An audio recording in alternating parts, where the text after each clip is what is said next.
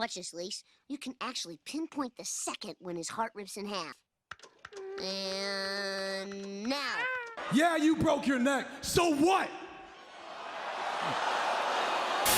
Oh, YouTube, it's okay to be sour because our world famous 12-time champs have lost the power, and I am still not okay. I am forlorn, I am in mourning, I am just downright sad. In case you missed Monday Night Raw and you still have happiness in your heart and joy in your soul, this past Monday was the 10th anniversary celebration of one of the greatest tag teams / factions of all time, your boys, the New Day. But this was not a happy occasion. Won't nothing to celebrate about, because these last few months have not been filled with the power of positivity for our favorite uncles, especially once it reached a boiling point a couple of weeks ago. I thought it couldn't get any worse, but boy was I wrong. So if you've been locked into this story and you have some familiarity with the history of pro wrestling, you were expecting fireworks to happen at this anniversary. We thought Kofi would turn on Xavier or Woods would turn on Kof. No one could have anticipated the true emotional roller coaster that they would take us on. The ultimate Uno reverse card. Who could have predicted that Kofi and Xavier would turn heel on Big E? They think they got the answers. I change the questions. WWE buttered us up by taking us on a stroll down memory lane. The beautiful, sweet nostalgia of the good old days. But there was such a sense of dread in my soul. We knew this wasn't gonna end with sunshine, unicorns, and rainbows. The whole celebration had an elephant in the room waiting to be addressed. And just as they were giving us the classic speech that parents give to their kids when they're going through a divorce, "It's not your fault, honey. Mommy and Daddy have just grown apart." Late in the midnight hour, Big E came to turn things around. It was a Hail Mary. He wanted to remind them of who they were and all that they've been through together. How teaming together saved their careers. How Kofi and Woods were there for him on the worst day of his life. How they were able to achieve all of their dreams together. He offered to come back and be their manager, to encourage Kofi and Xavier to rebuild their brotherhood, to be by their side, cheering them on, and that he would do so until he's able to be cleared and fight alongside them once again. The crowd was delighted. Hope was restored. For a brief moment. Nigga, did I just catch you having fun? It was just a little bit too late. The damage was already done. They questioned why Big E waited until the last second to come back. That if he really cared, he would have been back a long time ago. Basically, bro, fuck all that talk about your neck being broke. Where your ass was at, dog? You went and switched sides? You been doing movies, got you a little cushy desk job, doing all those pre-show panels? They even came for his girlfriend and said he put the hoes before the bros. Damn! The MO was always supposed to be the team over the individuals. The sum being greater than the parts. They were trying to keep the New Day going for Big E, but Big E had already moved on to his new life. His absence was their albatross, the source of their struggle. But no more. Enough was enough, and it was time for a change. Kofi and Woods realized they didn't need him anymore. They only needed each other, because they were the only ones that were loyal and there for each other from the very beginning.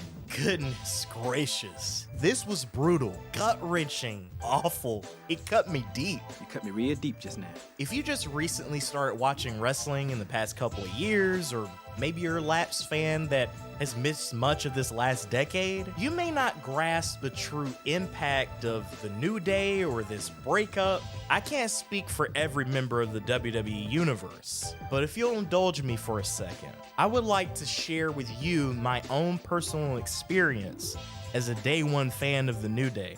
To tell you about how Big E, Kofi and Xavier changed and in many ways saved my life. Remember, we listen and we don't judge. Pro Wrestling / New Day Edition. I want to take you to a very specific point in my life, a time where I needed wrestling more than ever. When I was a student at UNC Chapel Hill, which should have been the best years of my life, but they weren't the best years of my life. Far from it. I was severely depressed, riddled with anxiety, constantly battling ideation. I felt like I was drowning, trying to cling to whatever I could to survive. I didn't have much to look forward to at all, but there was one thing, no matter how bad I felt, how heavy the trauma was, that always made me smile, broke the tension, and gave me an escape that made me feel like a kid again, where nothing else mattered except the moment that I was in.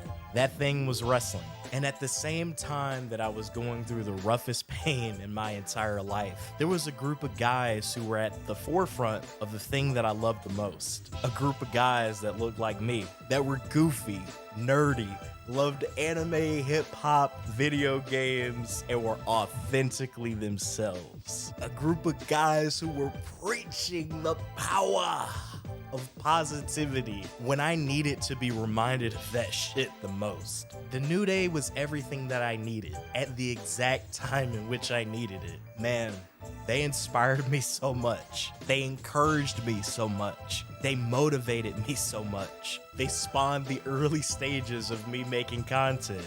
Back then in college, it was just a form of self-care and hopefully a way to inspire and encourage other people who may have been going through similar hardships. None of that happens without the New Day. Maybe you can relate to some of this yourself, maybe in a different way that the New Day inspired you. I know growing up as a fan of wrestling, where so many black wrestlers were shoehorned into stereotypes or weren't prominently featured.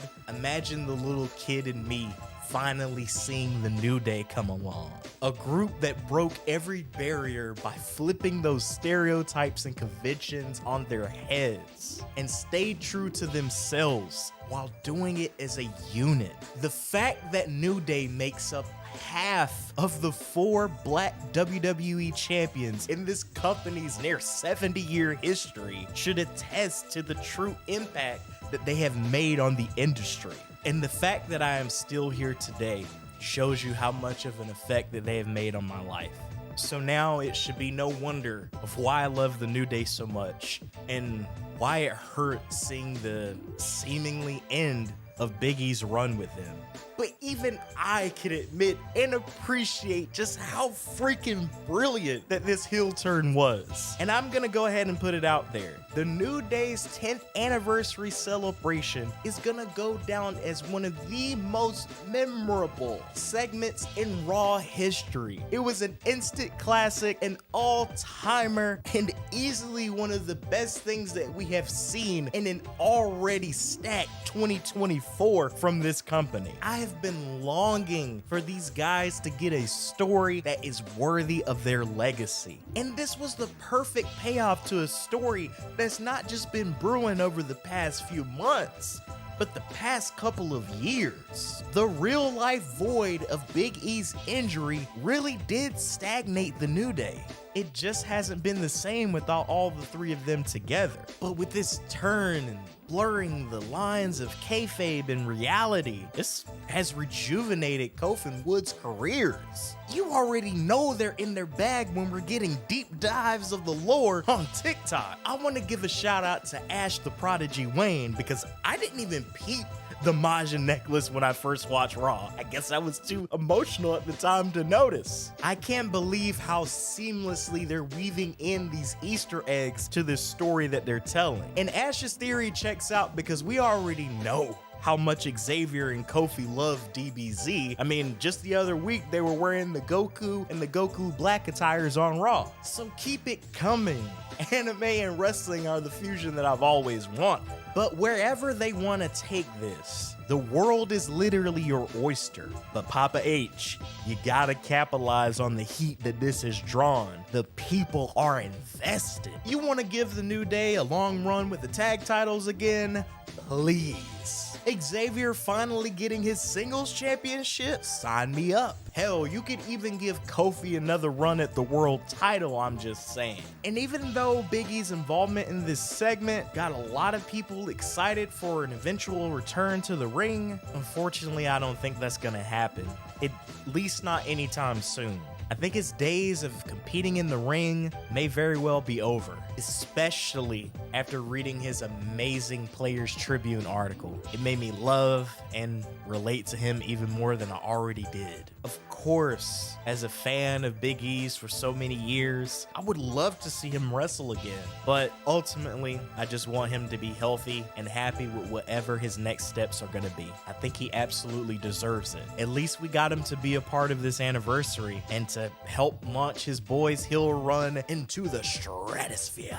And for that, I can't be sour. But that's enough for me today. Now I want to know what you all think. How did you feel about the New Day's 10th anniversary? Are you a fan of this new direction? What do you think is next for E, Kofi, and Woods? However you feel, please be sure to let me know all about it in the comment section below. I can't wait to hear from you. Thank you so much for tuning in to another episode of EK Wrestling. My name is Brandon. I love you, and I appreciate all of your support as always. Until next time, please remember that wrestling is not just a love story. It's so much more than that. It's hope. And in a world surrounded in hate, greed, and violence, a world where closure may never come, we all know of a place that has hot and cold hope on tap, for better or for worse. Take care, guys.